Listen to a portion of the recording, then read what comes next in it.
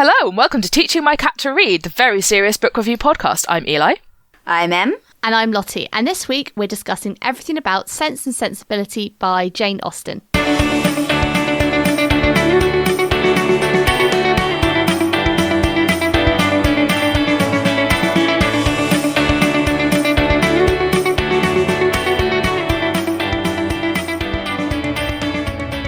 Jingle, jingle, jingle.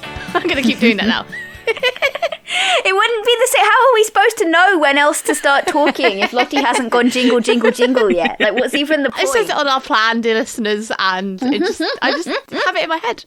Yeah. Yeah, when you're hearing the jingle, what we're hearing is Lottie saying, jingle, jingle, jingle. So, that was the point where we start talking about the book. I hadn't read this before. Had either of you guys read it before? No. I had, and I want to say I owe a dear friend an apology because we nearly had a proper falling out about the ending of this book, and it turns out it wasn't as bad as I remembered it being. So, very sorry out there, friend. You know who you are. I thought it was pretty bad. It's pretty bad, but it's like the specific paragraph that I remember fighting about does not exist. I dreamt it. So, I'm apologising. Or maybe it was a nightmare. I hadn't read this book, but I feel like I knew... I think I just must have learnt it by sort of osmosis. Yeah, Austen does that. I don't know how, but like I knew the main characters. I knew the main love interest names, but that was like the extent I knew the book. I mean, that was about as much as I had retained, and I have actually read it before. Like, I got a third of the way through the book, and you know where so the first jilting of the Jane Austen novel occurs, maybe like the first third of the way through, and I was like, oh, I thought that was the end. I thought it was like Pride and Prejudice, and we got to the end, and there was like that dramatic reveal happened, and I had 2/3 of the novel left, and I was like, I've forgotten a lot of this, haven't I? I think, like, just in terms of the main characters, if we just listen off, if you haven't read this book, we've got Eleanor and Marianne, and then a younger sister, Dashwoods. The spare sister, as sister. there always is in Austen novels. And then they've got, is it the half-brother, John? Yes. Their half-brother, John, who inherits the estate, and he is married to Fanny. Yes. Fanny Ferrers. Yes, Fanny Ferrers. Who becomes Mrs. John Dashwood when she gets married to him. 2 Mrs. Dashwoods was too many for me, because their mother is Mrs. Dashwood as well, and I'm just like, I'm already lost. You've lost me. I'm gone. Well, the mother was Mrs. Dashwood and the other one was Mrs. John Dashwood. I know, but that's not enough. It's too confusing. That's not... I'm very stupid and that doesn't help me. If it is in part a response to... a critique or a response to Gothic literature, then we do... I mean, we had this exact problem with Wuthering Heights, right? Where all of these people are named the same damn thing. That's true. I wonder if that is a trope, is that they're just like, everybody has the same name now. Yeah, possibly. And you got lots of Johns as well, because you have John Middleton and John Dashwood, and Willoughby is John Willoughby as well. Yeah, and then you've got, what is it? Really? The Ferris brothers? What are they called? Robert and Edward. Yes. They're brothers of Fanny. And then their mother, and you got Willoughby. I can't remember how he's related. What was the lady who's like a really busybody? Mrs. Palmer. Mrs. Jennings. That's the one, Mrs. Jennings. Mrs. Jennings. I love Mrs. Jennings. I like She's Mrs. good. Jennings. Yeah. But yeah, I mean, the set that you really need to know is Eleanor and Marianne. So we have the smart sister and the silly sister, because again, and the spare sister, Margaret, who's Austen. They are the Sense and Sensibility, because back in Austen times, sensibility meant like more like sensitivity does now, like led by your feelings. Yeah, willing to give in to flights of fancy, sort of being romantic. Yeah. And they have all their love interests. So Eleanor has Edward Ferrers, who it exists. That's as much as I can say of Edward Ferrers. It exists. Yeah. He is a fictional human man. I'm sure he has a personality, but I never saw it. Yeah. I agree. And then fighting for Marianne's hand, we have Willoughby, and who is charming, and as soon as you meet a charming character in an Austen novel, you know they're trouble. And Colonel Brandon, who, as far as I can tell, his personality is just old. Yeah. Old and slightly creepy. That's... By old, we mean he's 35 and is crushing on a 16-year-old. So... Yeah, it's... We're going to talk about that in a little bit, and we're going to time box it to be about 5 minutes, because otherwise that would be the whole episode. Yeah. Yeah. Yeah, in summary, it's basically we are following the romantic lives of these 2 sisters while they're both disappointed in love by their initial love interests and then sort of again, I guess. And then and everybody gets married and it's all very happy. But like... Yeah, is it though? What would your terrible summary? I actually didn't have one. It was literally just throw the whole man out. This is why we don't let 16-year-olds get married, is my summary. Yeah, I mean, mine would literally be teenagers cannot make suitable adult decisions. But what do we genuinely like about this book? I mean, it is an Austen, so it's very, very funny. It's there is so a lot funny. of like people getting horribly dragged and not even realizing until like 2 days later. It's delightful. There's this one line, and I messaged this to Em because when I was reading this earlier, where somebody has been cut off by his family for an unsuitable engagement, and Mr. John Dashwood, the half-brother, comes to tell Marianne and Eleanor and their friend, Mrs. Jennings, about what has happened to this guy who used to be Eleanor's love interest.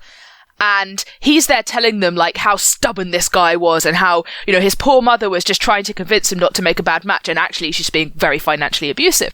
Yeah. Also refers to Eleanor as the lesser of two evils in that conversation, directly to her face. So insulting. It's some real, like, Lady Catherine de Bourgh stuff. And yeah. while he's there, Eleanor and Marianne and Mrs. Jennings are just being like, wow, I can't believe that happened. That's really shocking. And as soon as he leaves, what is they fall into a spirited critique of the entire affair. They just start bitching about it, like going, wow, that's awful. What his mother's such a bitch after he's gone. But it was such a delightfully euphemistic way. Well, and also him, because like he's come in there like, oh, Edward's being totally unreasonable by like standing by this long-standing engagement that he's made instead of like quitting it to please his mother. Even though he doesn't really want to marry the woman. Even though he doesn't really want to marry her because he's trying to do the right thing. He's trying to keep his word. Yeah. And, like, John Dashwood is just like, think of the money! It's going to make the money sad! And they're all just sitting there like, and the people, dear. Like, the mother tries to convince him by saying, like, I will cut you off, and if you try and take a job, I will exert my considerable influence to make sure you do not advance in that job. It's, like, really awful. Wild. Like... I mean, I get it's a big thing for him to turn the money down. And I think that's what actually, to be honest, one of the things I really, really did enjoy about this book is the sisters' relationship through the book. You know, they are teenagers. They are 16 and 19 respectively. So by, like, you know, token of them being teenagers, they're also idiots. Like, you know, Eleanor's not an idiot. How dare you? Like I feel like as someone in my late 20s, I can say that, like, not idiots, but you know when you just go, oh my god, I did that as a child. I tell you what, I think Marianne Dashwood is possibly one of the best drawn teenage characters I've ever seen. Like, just the whole first, like, chapter or two is just her insisting that anybody over the age of 27 is incapable of human emotion, and it's so funny. It's like you're old. Also, mood. I am over 27, and I can confirm I have no emotions anymore. Day I turned 27, out like a light. Yeah. She's just like, Colonel Brandon's 35, he might as well be dead. And you're just... Okay, so what are we considering spoilers for this? I mean, as a classic novel, like, you probably either have watched the film adaptation with Emma Thompson in it. I haven't. I don't know. I feel like you can't really spoil a classic book. I mean, where I'm at is that the specifically what Willoughby did, specifically the reason that Willoughby is a cad outside of, because fairly early on, like, they're established that he and Marianne have been behaving in such a way as to convince their entire acquaintance that they're formally engaged, and they're not. Yes. And then he just, like, buggers off one day with no explanation and breaks Marianne's heart. I say he ghosts her, like, very much. He just he leaves. Regency ghosts her. And, like, we don't find out why. Well, no, if he literally ghosted her, then he would be dead and everyone would be happier, right? But I think the reason that he does that, I think, is the only thing I would really characterize as a spoiler. If you can call it a reason. We can talk about that later. But I really did enjoy the sisters' relationship. Also the support for each other. Yes. Like, Emma supports Marianne a lot when she's basically had what is effectively, I thought it was a teenage crush on John Willoughby. But at the time, that would be, they're getting engaged. But, like, if you had, I think, same thing now, it's teenage crush. She's 16. He's at Oxford, so he's, no, he's not, he's at Oxford. He's the other one, the brother is. So she's got this teenage crush. And then when he rejects her letters, and she's sending him all these letters, And then he rejects her, and she just goes into this like deep despair and goes on long walks and is just so moody and miserable and like just overly melodramatic. As a teenager would. Like it's not melodramatic because that is exactly how a 16-year-old would behave. I apologise if you're 16, you're thinking I'm serious, but like I'm just thinking of myself as a 16. When I was 16, that is exactly the thing I would have done if I had a crush on someone and they don't like me. It'd be like, woe is me. See, at 16, I was also incapable of human emotion, so I did not have this experience. I remember when I was 16 and I had a compulsory heterosexuality crush on somebody that I knew, and it was like a good friend of mine, and he added me as his sister on Facebook, and I cried because it was like, oh, he can't possibly be interested in me because he's added me as his sister. So 16-year-olds really are just like that, and this is why they shouldn't get married. Yeah. I mean, I think this is the thing. I think one of the questions that we'd written down, do we ship a single solitary relationship in this whole thing? I don't think I do. I think the only thing I love is the sisters' relationship. Do you know what? I can't remember who I was saying this to now. I was saying I think you could fix everything that I don't enjoy about this novel by just taking all the men out. I like it was everybody me. You were else. saying it to me earlier, and I agree. Yeah. I was just like, I was super interested in, like, I love Eleanor. I love Marianne. I would have loved to see more from Spare Sister. I like their mum. I like Mrs. Jennings. I think even the female antagonists I was kind of enjoying, and I feel like the character journey that Marianne in particular goes on is like, it's enough for a novel.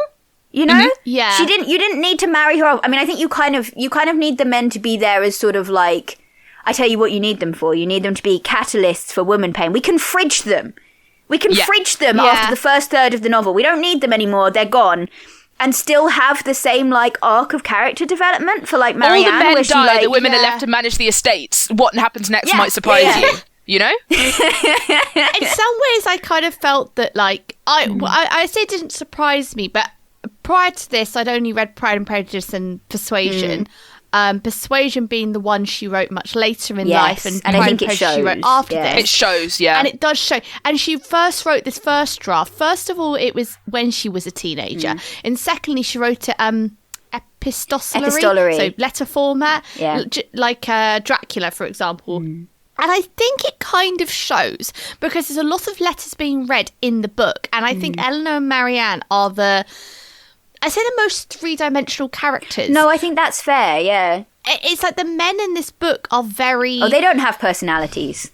No. They don't have personalities. Not one of them. It's bland and not creepy, creepy and charming, or creepy and creepy, and that's it. Unlike in Pride and Prejudice, where they do, I just don't think you get that in this. I tell you who I like, Mr. Palmer, who's just rude constantly. Yeah, I really like the Palmers. I know we're not supposed to, but I was just sitting there like, this is hilarious. I love you two. Say more now. Yeah, they totally don't understand each other, and they are just very happy together. Like, well, as much as you could say Mr. Palmer is ever happy. See, I don't know. I kind of like, on the one hand, I can vibe with a reading where they're both very happy, just like in their complete ignorance of each other and like whatever. Yeah, I also kind of like the idea that every time Mrs. Palmer is like, oh, my husband's so funny, look at him being so funny, is that I kind of like the idea that she's just genuinely delighted by the fact that he's an asshole. I know, she's like, she finds it funny. I like the idea that it's just a bit that they're doing. I kind of like the idea that she's just watching him be rude to everybody and just be like, this is hilarious. Like, I'll tell you what, another thing I did find amusing was, I was thinking like something I enjoyed, is the fact that alcohol solves all problems. If someone has a headache, have some wine. And it was Mrs. Jennings who had some I had some really good wine in the cellar. I give some to Marianne to make a headache go away. And it's like, well, she's gone to sleep, but I'll have it. And I'm just like, so just plied everyone with drink. Cool. Which was the other? We did a Victorian novel ages ago, and we were like, one of our show notes was literally just Brandy solves everything. Was it Dracula? Yeah, Dracula. Yeah, as they revive people with brandy. Where they were just like throwing brandy at every single one of their problems. It's the Victorian, all of Lucy's suitors are lining up to like give her blood transfusions, which would probably have killed her because they didn't know about blood types back in the day. I think we talked about this at the time. To revive them afterwards, they give them like loads of brandy, and we're just like, you've just donated a lot of blood, probably a medically inadvisable amount of blood. Do you know what that's going to do to your blood alcohol content? Yeah, go eat a Victorian hamburger or some anyway, yes, that was absolutely a thing. Although Dracula, I think, was set later. Maybe not. A lot I don't later. know. Yeah, Much later, because Dracula was Victorian, where this is yeah, of course, yeah. 1811. I wrote it up. Oh, wow, I was early. writing a blog post earlier today. Yeah. So, 1811. So it's earlier than, I think it's about 50 years earlier than the Brontes. Yeah. So Really? Okay, because that was a comparison I think we wanted to make, They're right? responding to the same sort of things, but we can talk about that. There is, I think we're probably going to be getting into spoilers at this point if we want to compare with the Brontes, because the most easily comparable bit, I would say, is Colonel Brandon's backstory, which is it's very Wuthering Heights. Does someone else want to? I feel like I've talked a lot. Does someone else want to tell the backstory? Well, I think it's Colonel Brandon basically had this teenage love who coincidentally you find out looks like Marianne. So he had this teenage love when he was 17. Also, it's very like the Frankenstein setup where she's like an orphan that's like they're practically siblings, they were raised together thing, and he's desperately in love with her. Yeah, and then this woman marries the brother because he's got an older brother. She's bullied into it, yeah. She's bullied into it, and the brother is horrible and abusive. She then divorces this guy and leaves with the child and ends up in is it Debtor's prison or Poor House? Yeah. Debtor's prison, which I think we mentioned it's like those in Oliver Twist. Yeah. It's you don't pay your debts, you go to prison. With the kid, he goes away to fight in a war, comes back. Well, colonise India, different. Yeah, colonising places, whoop-de-doo. And he's like, oh, where's she gone? He finds out she's divorced, goes to try and find her, finds her in this poorhouse. She's very sick. So he's like, well, I'll just make her comfortable. So pays for her to be comfortable. She then dies, and he takes in the child, who's his ward, who... in my opinion, it's slightly creepy. When you look at the numbers, she is the same age as Marianne, or that very close. Yeah, it's creepily close. Yeah. And so, it's this like sort of tragic backstory of when he's explaining this. I don't know. I just found it weird. In Wuthering Heights style. The daughter is named after the mother, like Kathy and Kathy. Yeah, we have Eliza in Eliza 2, extra sadness edition, and it just. I don't know. If we want to talk about the spoilers we mentioned earlier, what happens later is that Willoughby, the cad who, courts Marianne and then just ghosts her, turns out to have previously done the same thing with Eliza too, who's about the same age, but also left her pregnant. Yeah. And Colonel Brandon therefore hates Willoughby, but has to see him around in polite society, much like Darcy and Wickham. Yeah.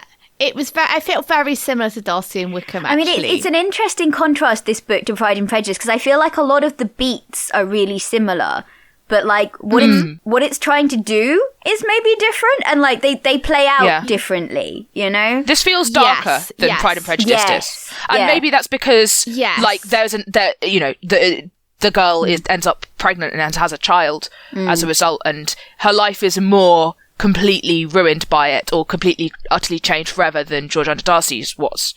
Yeah. But I think also, like, she first published this book anonymously, and I don't know, I can't remember if Pride and Prejudice was under her own name, so I don't know if that has an influence on it, if, what could you...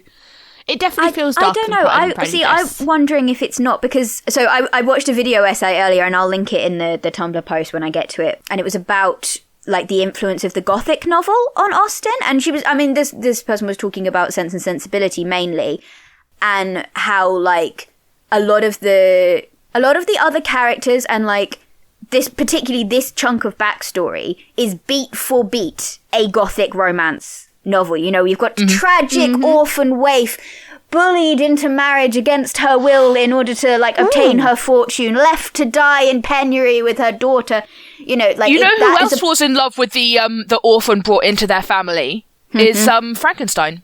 Yes, yeah. Which I mean, Frankenstein is a Gothic. It's a Gothic novel. It's what part of the later movement. And so Northanger Abbey is an earlier book of Austen's where she's basically ripping the out of Gothic novels. And I can't help but see Sense and Sensibility to an extent as like she's sort of going, okay, if real people had to deal with characters from a Gothic novel. You know, like if real normal people, like people that you go to balls with, you know, had to. If this guy walked up to you on the street, this Gothic hero guy, and started telling you this, you'd be well freaked out. You'd be like, "This is ridiculous. Calm your tits immediately," you know. Like, normal people don't behave like this. And I find it really interesting that, like, everything in the... It's like, our main characters are in an Austen novel, and then everybody else is in a Gothic novel, and our Austen characters are just sitting there going, what if we were sensible about this? What if, like, people didn't like, just fall down and die from the ignominy of their sins, you know? They get a little cold and then they get over it, you know? This one bit when, like, so this character, Edward, who had been courting Eleanor, sort of, is revealed to have had this prior engagement with a completely unsuitable woman. And when the news breaks, there's this really funny description that we get, like, secondhand of his sister, who is Eleanor and Marianne's sister-in-law, who's married to their half-brother.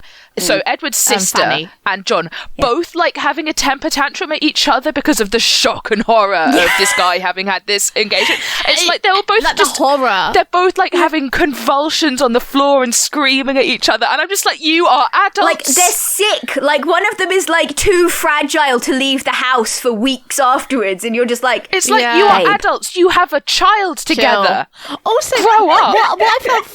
What I found so funny is so much of this news is I know this is obviously something that happens at the time, but it's just like overheard in a shop. Yeah. You know, like, I overheard in a shop 2 people talking to each other about this marriage, and therefore it's definitely going to happen. There's so much gossip in this novel. Thinking, oh my God, that is literally all they've got to do. Yeah. Like, all day, they just have gossip. That is it. Do you know, I think that's a really interesting one, actually, that I think you maybe don't get in later Austen, is that you do really feel the emptiness of a lot of the characters' lives. Yeah, yes. They have nothing else to do. Like, the fact that Sir John Middleton is just desperately bringing all these people that aren't even that fun, that he doesn't have that much in common with. He's just desperately bringing them all in to be sociable with him. You have this whole thing where the Dashwoods go along with it because they're quite distant from all their nearest neighbours, and the Middletons are the only people they really have to hang out with. Edward not having a job and feeling really kind of... And that seems to take an actual toll on him, you know? Like, he hasn't had anything to do. Well, he says that because he didn't have a job, that's why he got engaged to that woman, the woman Lucy Steele, because she was flattering to him. Like, she is basically a complete social climber, like, snake. Anyway, like, she was kind to him, and he sort of went, oh, I guess I'm in love with you. I tell you what, it's a really interesting twist on the same thing you get in Persuasion of the, like, they don't have, like, what is it that he had nothing to do and she had hardly anybody to love. Yes. You know? Except, obviously, it works out for them, but, like... But it's just, like, I definitely feel with Mrs. Jennings, I felt... Again, the emptiness of... Well, she also says she has 2 daughters, both married off, so now she has nothing to do but marry off the rest of the world. Yeah. And it's kind of... It's just sad. It is. You just think about it. It's but like then that... she's one of the most kind characters in this book. I mean, I think she's one of the genuine... Like, she's not actually selfish, unlike so many people in this book. I tell you what, that's the thing I really enjoyed, actually, about the character work for Mrs. Jennings specifically, is I know that person. You know, like, I went to school with that person. You know, I had, like, there were friends where you're like, okay, you know, we've mostly been brought together by circumstance, you know, school friends. And you're like, you're stuck in the same horrible situation for, like, hours on end. And if you hadn't been, maybe you wouldn't have been friends. And, you know, there's, like, maybe on the surface you don't have a lot in common. But the fact is that those people were ride or die for you, and they would come and get you if you needed them, you know? And I feel like Mrs. Jennings is very like that, you know? She's like that with Marianne and Eleanor because she sees so much wild stuff with them. So, like, the whole thing with, like, so basically Willoughby, he ghosts Marianne, and then he is seen in London with a new fiancé, and he's basically, like, completely just pretends that nothing ever happened with Marianne, and he breaks her heart, and so on. And then there's also all the stuff with Edward, so that's Eleanor's love interest, and, like, just loads of scandal, basically. And Mrs. Jennings is the one who's there with them through all of that, and I think it's a sort of forged by fire thing where she's like, she just can't believe how much these girls are going through. Yeah. She's like, they are just going through it, and she's just, like, the one that's the only person that's there to look after them while it's going on. Like, give them the wine, you know. All the meanwhile, her daughter is having a kid as well. Yeah. Oh, I did not pick that up. I think I don't know. Like, I think you've kind of got this juxtaposition. I think less so than in Pride and Prejudice and Persuasion, where girls have to get married. You've got the same thing as Regency era, that women don't have access to property and they don't have their own wealth, and their way to to have security is to have a good marriage. Yeah. And what I think is quite interesting is that you've got a number of different women who have, by circumstance of the patriarchal society that they're in. So you've got Fanny, the Mrs. John Dashwood, who at the start of the novel, when John inherits, he's like, I'll give my sisters the money. And she's like, no, you've got to keep it for me and the son. She's awful. You need to keep it for us. Like, they'll just keep asking. And it is awful. It's a very funny chapter, though. That whole passage where she gradually wears him down to giving less and less money is so funny, but it's also so awful. Yeah. It's so awful. But at the same time, you could say it's okay. She's looking out for her son's prospects, because if the son doesn't have any money, he's also screwed. Yeah. And then you've got the concept of the brothers. So you've got Robert and Edward. Edward being the firstborn. However, the mother disinherits him, gets the lawyers in and says disinherits him from the money and also the estate. So he's now not eligible. To be clear, she does this for him being engaged to this woman, Lucy Steele. Because he's engaged to Lucy Steele, who she feels is not a good match, and which is, not great. She's not educated, she's not got titles or money or whatever. Yeah. From Lucy Steele's perspective, that is the only thing that she can do, is marry well. That is it. She's got nothing. And so Mrs. Ferrers disinherits the one son, right? And then out of spite, she goes to the other son and she gives him everything and she signs over everything to him and she makes him independent. And then he goes and marries Lucy Steele instead, and it's so funny. So good. And it's like, I kind of feel, I say props to Lucy, but it's kind of like, she's awful, what else but could she do in that situation? Well, there's this paragraph right at the end where Austen basically says it's a testament to how much just looking out for yourself without like regard to conscience or like decency will actually get you ahead in life. Yeah. It's funny. This is the one that reminds me most of Tenant of Wildfell Hall in that sense. Yeah, I was going to say that. Yeah. In that you get these kind of marriages that people have made on very shallow grounds or for money or by being, and how empty those are. But at the same time, financial security, baby. Yeah, But not starving. It's good. one of the things I really enjoyed about the financial setup of this one, I was reading the first chapter and I was like, this is basically Pride and Prejudice if Mr. Bennet died at the start of the novel. Yeah, basically. The Mr. and Mrs. John Dashwood are the Collinses moving in and being this is ours now. Yeah. Fuck off. Yeah. I don't know. I can't hate I can't hate Lucy Steele because I feel she has very little option, but I just think it's quite interesting that they're there in the background as like, Lucy Steele being the social climber, Mrs. Ferrers, or John Dashwood, being like the protector of her son's wealth, and then the mother, Mrs. Ferrers, saying, no, you can't, because, it doesn't reflect badly on him and the son, it reflects badly on the entire family if he doesn't marry well. And yet it's, like you say, it's paired against this romance, he'll marry for love, which he's not in love, it turns out at the end, but they're in love and it'll all be fine because they're in love. Yeah, it is kind of interesting how you sort of, with the Gothic novel characters in this book are very like, the money and the love thing is very intertwined, like the financial gain and also the high romantic drama. And then like the Dashwoods are very like, you know what, it's okay if we don't have that much money. Actually, I'll never bully anybody to marry for money. I'm always going to, I think Mrs. Dashwood is in some ways the anti-Mrs. Bennet in that she's very much like, I want you guys to be happy and I want it to be, I mean, she's sensible in the sense of the title, she's like led by her feelings and she wants her daughters to be too. And to be fair, like they are, so the setup of this novel is that they basically have very little money. And then they go and they rely on some family that they haven't really spoken to before, which is this John Middleton. He puts them up in this cottage, and they actually they do all right without being like full of money.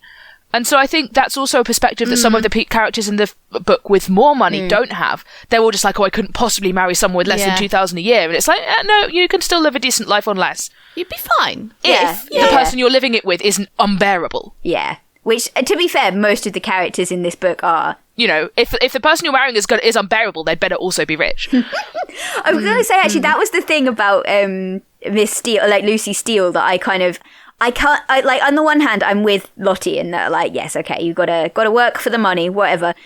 But she doesn't have to be such a raging bitch about it. No, she doesn't. She's awful. Like, she is downright cruel to Eleanor. Oh, she's awful. She tells Eleanor about the secret engagement, knowing that Eleanor has feelings for Edward. Yeah. Like, knowing that those two have feelings for each other, just to be a bitch. And also, like, the John Willoughby's wife, who makes him write the letter. Well, does she? Does she? There's a likely story. He writes this really harsh letter to Marianne saying, like, I don't know why you would have thought that we were ever romantic. Like, back off. You're such a silly girl for thinking this. Stop being so needy. Oh my God. He later tells Eleanor that his new wife dictated that letter to him, having read Marianne's previous notes to him. Whether or not that's true is up for debate, because Willoughby says it. So, you know, who knows? Mm. Yeah. But it would be another example of, like, sort of, women tearing each other down. But in an attempt to protect what security they have. Yeah, do we think Lucy Steele effectively utilised girl power when she... Thinking about spending your life with someone insufferable. Are any of the men in this book marriage material? No. I think that's what's... They're not even sexy lamps. They're creepy lamps. They instigate the plot and then they're just pointless. I think, to be honest, this is maybe why I didn't like this book, but I struggled listening to it. Because in Pride and Prejudice, you read it now, and there's still this, like, I think you can still put yourself in Jane and Lizzie's shoes to some degree, and they go along with the romance of Bingley and Darcy, and think, oh, I'll find my Mr. Darcy. But you're not going to be like, I really want to find my Edward Ferrars. Nobody's going to be like, that's my dream man. Nobody right there. wants that. Like, nobody's like, I really want to find a Colonel Brandon. Like, maybe that's just me personally, because if we could have put the 5-minute timer on the... Oh, yeah, okay, let's do this now, yeah. To be honest, the reason I find the age gap problematic is, firstly, she's 16. So if she was like 22 and he was 45, I think I'd find it less weird. Secondly, and to be honest more so, is the fact that she says that she looks like his long-lost love. Yeah. And I just find it just a bit odd. Well, it's like, that's a long-lost love, like, from 20 years ago. You know? So his daughter's age. Okay, so at the time of recording, the new Taylor Swift album has just come out, and there's a line in it where she's dragging, I think it's Jake Gyllenhaal, I'm really not up to date on the drama, but she said there's this line where she's talking about how, like, you get older but all your exes stay the same age. Yes. And it's this thing of, like, you loved a 16-year-old when you were 18, but now you're 35 and you still love a 16-year-old? That's not okay, my dude, my pal. And I tell you what, it's another place where I think the lack of character in the men really lets the side down, right? Because okay, I'm agreeing. We're all in agreement here. 35 going after a 16-year-old is just bad, regardless of you know, it's pretty unjustifiable. Yeah. Could I have made an exception if they had made any effort in the character work to persuade me that they were actually interested in each other or good for each other in any way? I think it really stands out compared to your classic Austen romance, because so often you understand, you know? My little ace brain is just sitting there going, yes, you have convinced me. You have made a ship thesis statement that has got to me. Good job, you know? I believe that these people are like... I can even get behind Knightley and Emma. To a degree, I can get behind Knightley and Emma. But this, no, there's just nothing there. But because, like, you know, Marianne is still very like half her personality is teenager. Like, you get the sense that she is gonna be, like, she and Eleanor would not be as good friends as they are if she didn't have, like, you know, the bedrock of Marianne is fundamentally a good and interesting and intelligent person. Yeah, but like, you know, she's not grown into it yet, and that's fine. But like. Yeah, Brandon, it's just like, we have Eleanor telling us over and over again that he's a good person, that he's sensible, that he's polite, that he has all the right values and everything. And it's like, it's kind of all those like tick boxes of like, oh, he'll do. It's almost like, in comparison to all the other men who were awful, he basically wins by being that one ice skater that won because everyone else fell over. You know? He manages to be the best man in the room by dint of everyone else sucking so hard. Yeah. Yeah, no. Yeah, it's a bad time. That's not a basis for a marriage. My husband's so bland he hasn't committed any horrible sins, you know? Yeah. And it's also the end that I felt it quite telling, where they're talking about how close they'll live to each other. I listeners, I zoned out the audio, but I speed read the last 3 pages. Yeah, I zoned back in, and it was like, oh, he's got a good pasture for the cows and loads of trees and a really nice garden, and I'm just like, she's 16. She's not, say, Charlotte in Pride and Prejudice, who is 27 and is kind of basically having to choose Mr. Collins out of necessity because she's 27. She's 16. It's just very, it feels very, like, particularly the line about how with such a confederacy against her, how could she, because all her friends and family want her to marry him by the end because he's such a good egg. Or whatever. He deserves her, you know. He's done such good for the family that he's earned her a marriage to her, and it's gross. And, like, I can't tell how ironic Austen is being there. If it's like, this is the thing as well, is that I don't know how Austen feels about any of the men is in it this meant book. to be a happy ending, or is it just meant to be an ending? Like, because it almost, in a way, it almost felt like she got sick of it. Or just like, I'm just going to write them off now. They're married. It's fine. You and I were saying this earlier, and I was saying that it was about the time that I got sick of reading it, so that kind of tracks. Yeah. It just, I kept going through it, and I think you mentioned this earlier, that about 2/3 the way through, I was like, wait, there's another third. Yeah. It kept going. Genuinely, just kill the men. Kill all the men in the first third. They're all gone. They've caught a consumption. Yep. They've been run over by a carriage. Who the even cares? And then we just hang out with Eleanor and Marianne. They all duelled each other to death for being so insufferable, you know? Okay, so if you had to quote fix it, I mean, what would you kill all do? the men. Because I think for me, if you had removed all the men from the direct narrative and just had it as the women discussing with each other, the plot, like, you know, it's just Eleanor, Marianne, and all the women discussing all this stuff going on externally, but it's I think if you did that, I think it'd be quite more an interesting novel. And also age up Marianne. I think it should be like the minutes of the weekly husband management club, where all the women like get together to discuss how they're keeping the neighborhood running while their husbands do their best to run it into the ground with their incompetence. And Eleanor and Marianne are there as like training for one day they're going to have to do this, you know? Basically the Illuminati, but it's all the wives. I kind of like the idea that, so I want to commit. I want to commit to all the men are just lamps, not even sexy lamps thing in this. She needs to stick the landing, okay? We don't get the men are inconsequential. Nobody gets married at the end. The happy ending is just we're all hanging out in our family cottage together having a good time. Yeah. You know? And like the men literally are just there to like instigate plot, be dramatic, and then just vanish. Yeah. They're inconsequential. They don't matter. The end of the novel is our heroines are like happier and wiser than they were, and they're off to face the world again. And, you know, start again. You don't throw all of these men out. Throw them out. They're terrible and useless. Yeah. Get some more. On that note, though, it is quite interesting because I feel you watch so many films where it's such a trope that you could remove all the women from the plot and the plot doesn't change. Yeah. And I don't know, I just think it's... I feel like after Willoughby's ironic. first betrayal, you find out about Willoughby's betrayal, you find out about Edward's, and then they just don't have to be in it anymore. Yeah, which surprised me because I really, really enjoyed...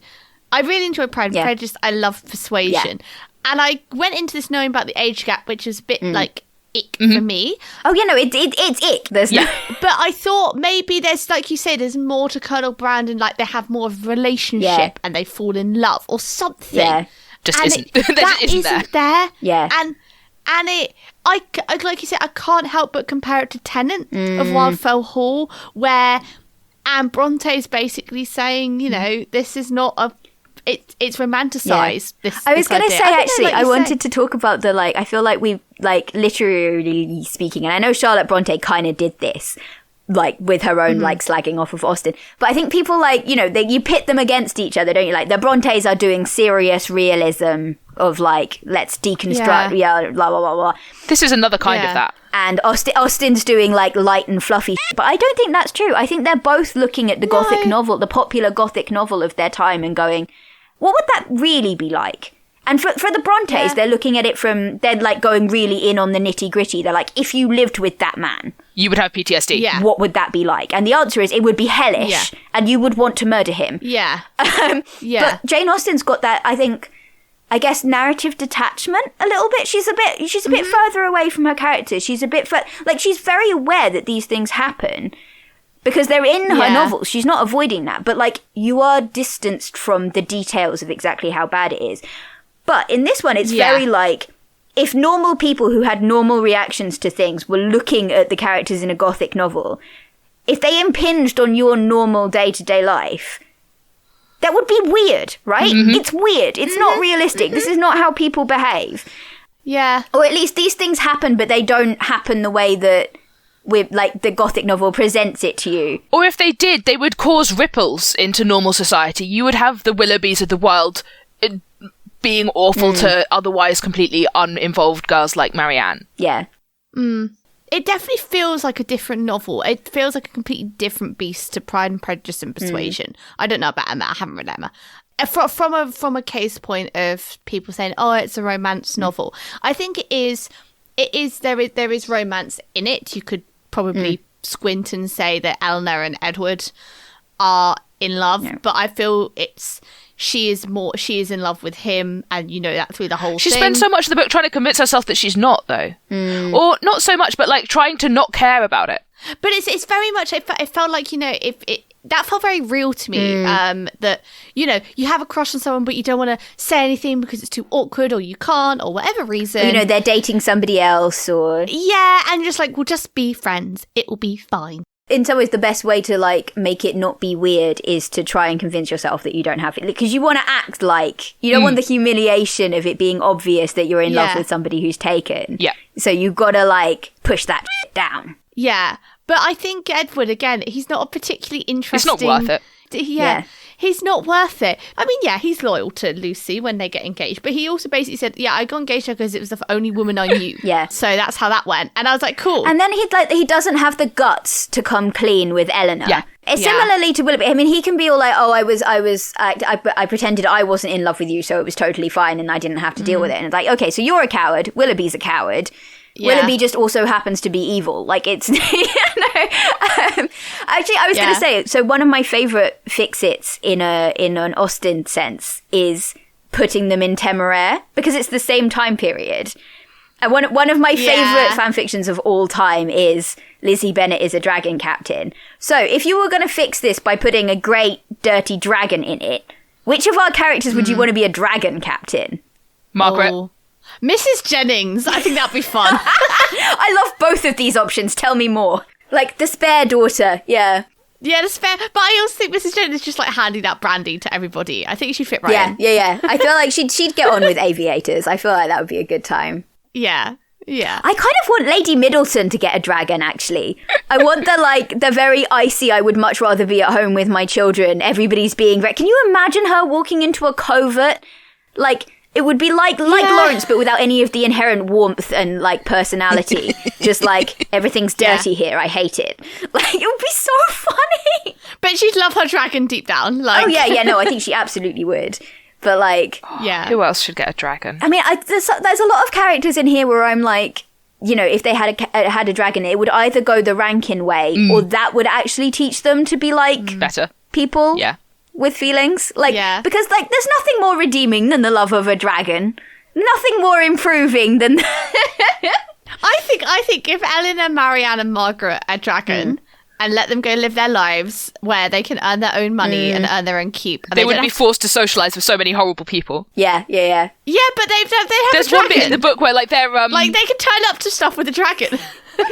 There's one bit where they're all just like, we just want to stay at home. We just want to stay at home and not see everyone. And they're just being called on constantly by people to, like, go and socialise. And just like, please, leave us alone. Yeah. Which is it's just the most, British hell, basically. Yeah. And, like, if they had a dragon, the dragon could be rude to everybody. To be fair, that is kind of what Marianne is for the first, like, 2/3 of the novel. It's just, like, Marianne is rude to people, so you don't have to be. Mm-hmm. Yeah. Who do we think gets the F-bomb in this classic book? See, on the one hand, I feel like Eleanor's earned it. right? Eleanor has suffered so much in this stupid in this book. I feel like if anybody gets to cut loose and say the F-bomb, it ought to be the F-bomb. It ought to be Eleanor. But I feel like Lady Middleton would be funny. I think Lady Middleton would be hilarious. You know what? The other thing I think would be hilarious is if it's Margaret. Yes.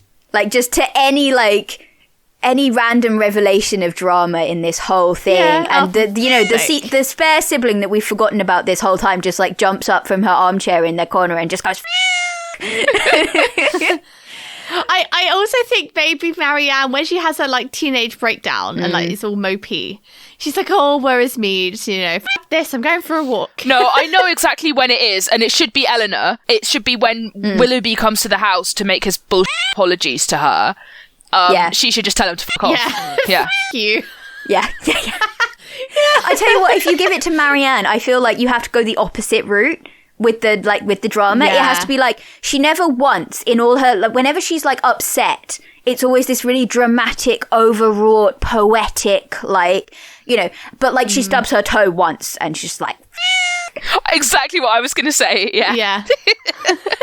Or like, like Lady Middleton or like one of the Steeles says something particularly egregiously and she just stupid, goes, and she's just like, what the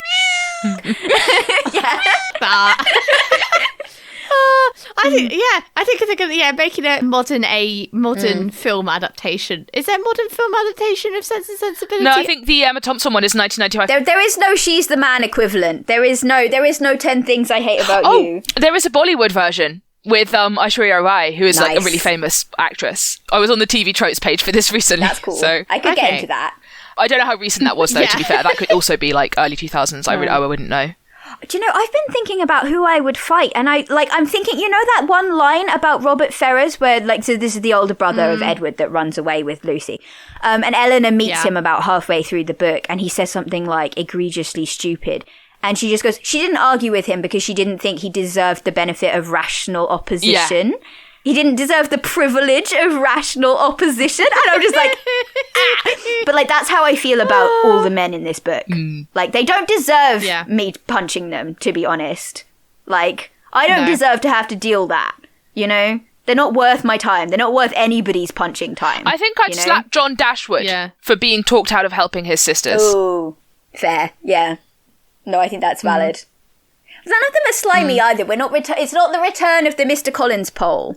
But, like, nobody in this book is interesting or worthwhile enough for me to want to waste a knuckle bruise on. Even, like, Colonel Brandon isn't, like, Mr. Collins' level of odious. He's just, like, you just wouldn't want to be in the same room. Like, I feel like I wouldn't want to be in the same room as him. No. Yeah. I just can't get over the age thing. I'm like, no, you're weird. I've decided it. Like, and it was obvious enough to several other people that it becomes known that he loves Marianne. Yeah. Like, I know we said we were going to time box it to 5 minutes, but like, I mean, we are coming up to the end of our time here, so we probably need to give this a cat rating. What do we think Gothmog would rate this book? There are no cats in it. There are no cats in it. There are no cats. There's no murder, unfortunately. There is backstabbing. Yes, there is a lot of backstabbing. There is backstabbing. Yes, there is cattiness. Yeah. In a very human sense. Whether or not that's fair to cats to call it that. Mm-hmm. Do you know, the elder Miss Steele gives me cat lady vibes a little bit. I could see her having a lot of cat in the like boring being dicks to women sense, I guess. Oh right, yeah. But like, she's like the least interesting character to me of the whole book. She was, and then there was a moment where she's telling Eleanor all the hot goss, and Eleanor thinks that she's got it firsthand from her sister when actually she was listening at the door. That is pretty funny. And Eleanor's all like, I thought your sister had told you this. You can't just listen to people. Well, I thought you were in the room. And she was like, oh no, who wants somebody in the room when they're... And they use the expression making love, which I'm assuming does not mean shagging in this context. No, it means whispering sweet nothings, like, I'd imagine. But like, and then she compares it to Lucy listening in on her with her good friend Martha something or other. Yeah, Martha Sharp. And I'm like, hold on a second. Is this our only Austen lesbian? Potentially. Is it? which is just like, yeah. Oh. But like that was the only thing that I was like, oh, I'm kind of curious about you now. And then she wouldn't stop going on about like the doctor that likes pink and thinks she's cool or whatever. I stopped caring. Yeah, I never really understood what was going on with that. Yeah. I just, every single time I read it, because it capitalized doctor, I was just like, Doctor Who? What do we think if we had to give a rating out of 10? I think it's like a 2. I was going to say. It's a 2 or a 3. Like, there is a lot of cattiness, but... If we're integrity of the cat rating. When you think that the top of the scale is like Temeraire, you know, it's hard to give this... Yeah, it's low down. And I'm not even drawn to defend it on the basis of I enjoyed it more than I think the cat would, because I will say this for it, I have been in a bit of a reading slump recently. I've been really struggling to like generate the what's it to like care about fictional people and their emotions. And this was a good way to get back into it. I did, for the most part, find it very easy reading. I was entertained. I was having a good time. Yeah. I wanted to see what happened next, which is... You know, not very many things have been capable of dragging that out of me at this point. Yeah. So, kudos to it for that. Yeah. On that note, have we been reading other things, or I would say all consuming like any other literature-based content. I mean, I've basically just been reading the Wheel of Time Reddit page for all the behind the scenes of the Wheel of Time shows. So that's my life. Yeah. The spouse and I finished What We Do in the Shadows season 3, which we very much enjoyed the whole like the TV adaptation of the amazing movie. Oh, it's a TV sort of spin-off. Okay. I've heard good things. That's pretty much it for us, I think. I haven't been reading. Yeah, I've been rewatching Good Place. That is my comfort TV. Always worth a rewatch. Yeah, like comfort TV. Yeah. Yeah, no, I the closest I have come to any form of new media consumption is I watched Yin Yang Master today because it's on Netflix and I've been like meaning to watch it for ages and it's fun. I enjoyed it immensely. It's very silly. There's lots of sword fighting and wizardry and things. You've been watching New Leverage as well. Oh yes, that's true. Yes, you're right. And New Leverage is very good. Can recommend. That is a fun time. It wasn't taxing enough on your brain to classify it as like new content. Yeah, no. In my brain it just fits in the Leverage slot. It was it's a good time. It's a good time. It's a fun time. Which is what we want. If anyone's got any like recommendations for UK based Netflix, but good time, fun time TV, I'm all ears. I mean, I would say Yin Yang Master. I did it like it was fun. It was a solid, fun action movie. I enjoyed it immensely. Oh, that's good. I tell you what, I am very excited for next time's book, which is Uprooted by Naomi Novik. So we've read Temeraire by them. So yeah, looking forward to. I have read Uprooted before. It was a very similar experience of just like I sat down, I started reading, I finished the book. You know. Yeah. I mean, I had that with Spinning Silver as well. Yeah. Okay. I'm looking forward to it. So. Thank you all so much for listening. Remember to follow us on your podcast platform so you never miss an episode. You can turn the notification bell on Spotify now, which is exciting. Give us a like or review on your platform if you enjoyed this episode, if you can. You can connect with us on our socials, see all the links below, or email us on the email below. And remember, we've now got a Goodreads group for all the bookish chat. So say hello, send us a message and recommend us some books to read. Big virtual hugs and we'll see you next time. Bye. Bye.